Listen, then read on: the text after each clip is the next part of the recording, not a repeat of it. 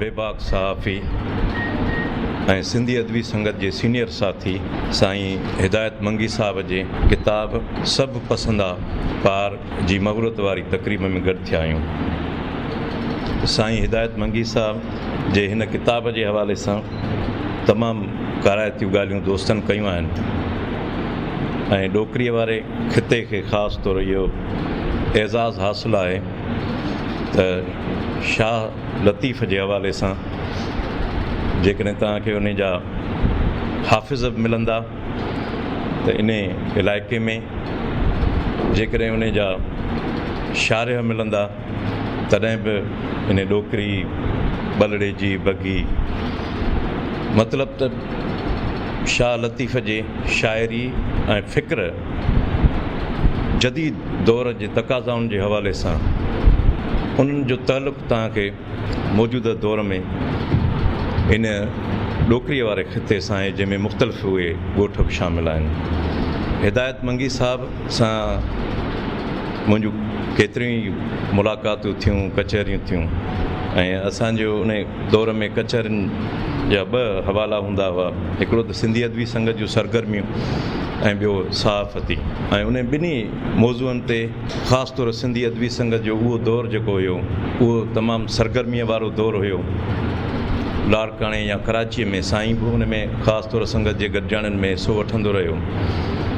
सहाफ़ती हवाले सां बि हुनजो हिकिड़ो साखायतो रोल रहियो। असुलु जेको मौज़ू आहे त हिन किताब जे हवाले सां हिदायत साहब जो ही कमु जेकॾहिं तव्हां ॾिसो ऐं उनखे खोड़ सारनि दोस्तनि पढ़ियो बि आहे, बयानु बि कयो आहे त हिन किताब जी अहमियत ऐं हुन जे कम जे हवाले सां जेका हुन जी गहराई आहे हिते दोस्तनि ज़िक्र कयो। मां सम्झां थो जेकॾहिं अज़ीज़ मंगी साहब ऐं अनवर डिंगड़ाई साहब हिन किताब में पंहिंजे पारां अनवर साहब जेको महाग लिखियो या अज़ीज़ साहब लिखियो आहे ॿ अखर, उन में जेकॾहिं हू इहा निशानदेही न कंदा त हीअ को रेडियो जे कंहिं प्रोग्राम जा स्क्रिप्ट आहिनि हिदायत साहब लिखिया हुआ त को बि माण्हू हिते अची इहा ॻाल्हि न करे सघिया। हिन किताब में हिदायत मंगी साहब शाह साईं जे हवाले सां उन जे सुरनि, उन जी फ़िक्री गहराई, जदीद रुझाननि, अदबी लाड़नि जे हवाले सां हुन जेका उन जी चशरीह कई आहे त उनखे दाद ॾियण खां सवाइ रही नथो सघिजे। ऐं हू जॾहिं शाह साईं जे कंहिं बि सुर, कंहिं बि शेर जी तशरीह करे थो त उहा तमामु सादी ॿोलीअ में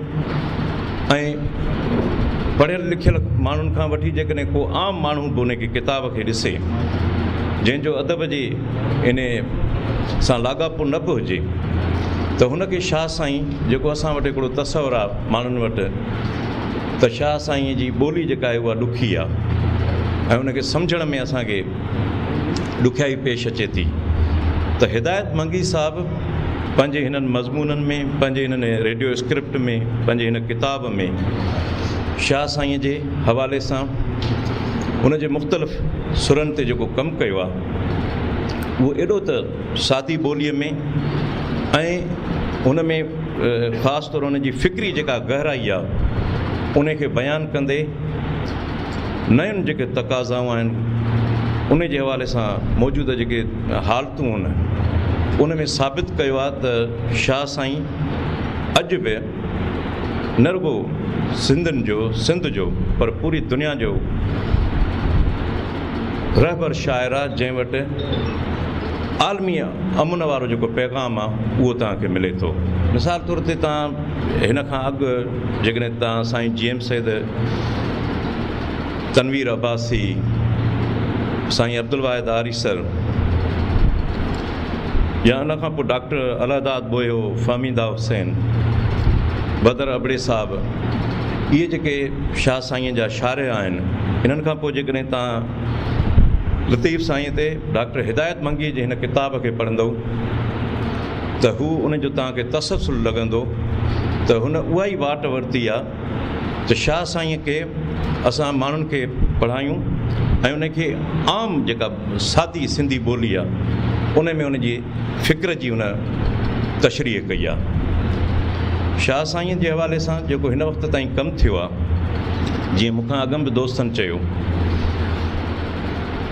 उन समूरे कम खे अॻिते वधाईंदे हिदायत साहब ही हिकिड़ो शानदार तहक़ीक़ी हवाले सां हिकिड़ो तमामु काराइतो किताबु सिंधी अदब ऐं ॿोलीअ खे ॾिनो आहे। ऐं हिन किताब खे पढ़ंदे ख़ुदि शाह साईंअ खे सम्झण में असां सभिनी खे आसानी पैदा थींदी। मां हिन किताब जी इशाअत ते साईं हिदायत मंगी साहब जे इंतिहाई लाइक़ु फ़र्ज़ंद ऐं असांजे साथी नौजवान अदीब मोहतरम अज़ीज़ मंगी साहब खे दिलि जे गहराइनि सां मुबारकबाद ॾियां थो त हुन साईं हिदायत साहब जे विछोड़े जे 19 सालनि वारे अरसे खां पोइ हुन जा जेके रहिजी वियल कम हुआ, हफ़ीज़ अनवर साहब या उन जा जेके बि साथी आहिनि, उन्हनि उन जे सॼे कलमी पोरे खे सहेड़ियो ऐं संभालियो आहे। हिन खां अॻु असांजा केतिरा ई जेके नाम्यारा अदीब शाइर हुया, ख़ुदि उहे पंहिंजे जॾहिं हेॾो वॾो कमु कयो, ख़ासि तौरु जीअं तव्हां ॾिसंदव त डॉक्टर अलादाद बोयो साहब आहे, उनजो हेॾो वॾो कमु थियल हो, उहो सार संभाल न हुजण जे करे ज़ायो थी वियो। ग़ुलाम अहमद गिरामी, अहिड़ा खोड़ सारा तव्हांखे मिसाल मिलंदा। पर ही हिदायत साहब जो साले फ़र्ज़ंद आहिनि, उन जा भाइर, उन जा दोस्त, जन हमेशह इन सॼे उन जे कम खे किताबी सूरत में छपराए तव्हां असांजे आॾो आणे उन जे कलमी पोरे खे ज़ाया थियण खां बचायो आहे। हिदायत मंगी साहब शाह लतीफ़ जो इंतिहाई मानाइतो ऐं मां सम्झां थो त अहिड़ो शाइर ऐं मुहक़िक़ आहे जंहिं ते सिंध असां तव्हां सभु हमेशह फ़ख़ुरु कंदा रहंदासीं। तव्हांजी महिरबानी।